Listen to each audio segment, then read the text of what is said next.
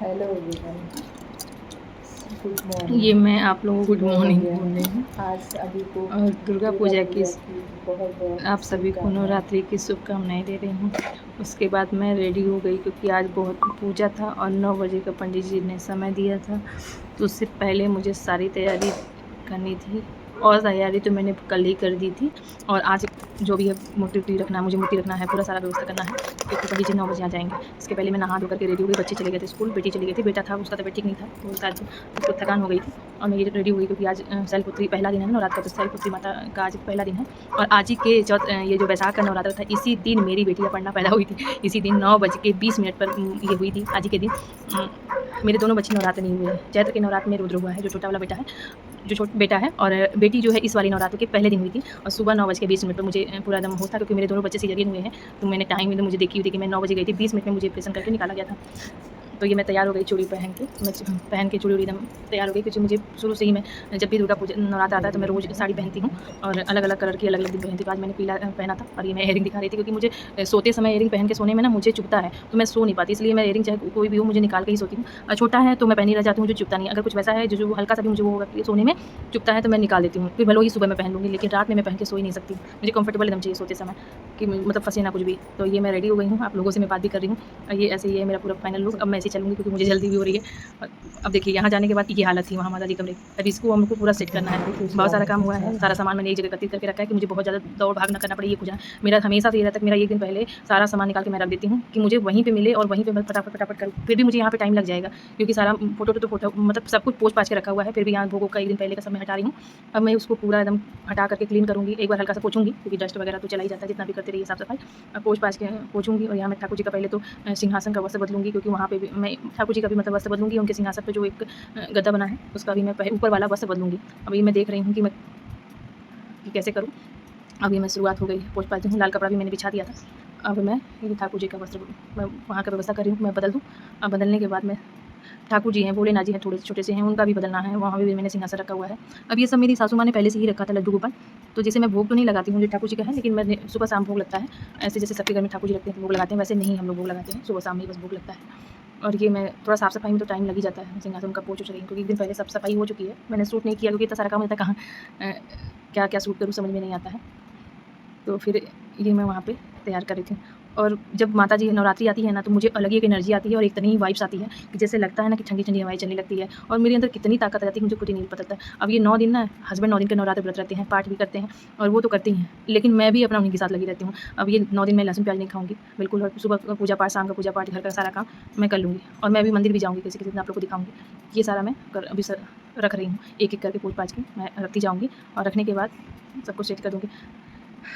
भगवान जितने हो जाते हैं ना, कहीं भी जाओ लगता है ये भी ले लो, वो भी, उनको भी ले लो, उनका भी फ़ोटो रख लो, पूजा कर लो, लेकिन मन में तो भक्ति है। कहते हैं कि शक्ति है, शक्ति है तो भक्ति है। अगर आपके अंदर शक्ति है तभी आपकी भक्ति सफल है, नहीं तो फिर तो ऐसे ही जिस दिन कभी बीमार पड़ जाओ तो लगता है। लेकिन ये है कि मेरा बेटा है, वो कभी भी ऐसा नहीं होता है कि वो लोग दीपक ना जलाए। बेटा बोल देंगे तो वो शाम को भी दीपक डेली जलाता है और पूजा कर लेता है। ऐसा किसी दिन भी नहीं कि मेरे घर में दीपक ना जले, अगर वो लोग हैं तो वो लोग जला देंगे, मैं अगर नहीं करूँगी तो बहुत लोग घर में देखते हैं कि नहीं करते, लेकिन मेरे यहाँ सब बच्चे करते हैं। अब ये देखिए पूरा एकदम रेडी कर दिया मैंने। माता जी का चुनरी बदलना बाकी, इसलिए मैंने उनको भी नीचे रखा है और नीचे वाले सीढ़ी पर वो भी रखा है। अब मैं यहाँ कलश में दूध आके ला के रख दी हूँ। अब मैं यहाँ कलावा बांधूंगी। कहा जाता है कि 9 देवियों के जो कलावा होता है वो 9 बार बांधा जाता है नारियल में और 9 बार बांधा जाता है यहाँ कलश में, जिससे कि 9 देवियों का मतलब हर देवी का एक बार होता है, ऐसे करके बांधा जाता है। तो मैं यही सब करूँगी, पूरा सिक्योर करके रखूँ। पंडित जी 9 बजे आएँ उससे पहले मैं सारा काम करके मतलब करके रखती हूँ, किसी को आएँ तो हमारा सिर्फ स्थापना करवा दें और उनको भी ज़्यादा वेट ना करवाऊँ, क्योंकि मैं इतना करते करते ना मेरे को आदत हो गई है कि कैसे कैसे क्या क्या करना है इतने सालों से। अब 16 साल हो गए हैं तो 16 साल से मैं करती आ रही हूँ सब, तो इस तरीके से मैं हो रहा है और ये मैं कर रही हूँ। मैंने बेटा को बोला कि अब तुम थोड़ा बहुत करो। अब यहाँ पे बहुत सारा कर बीच में मैं छूट गया है।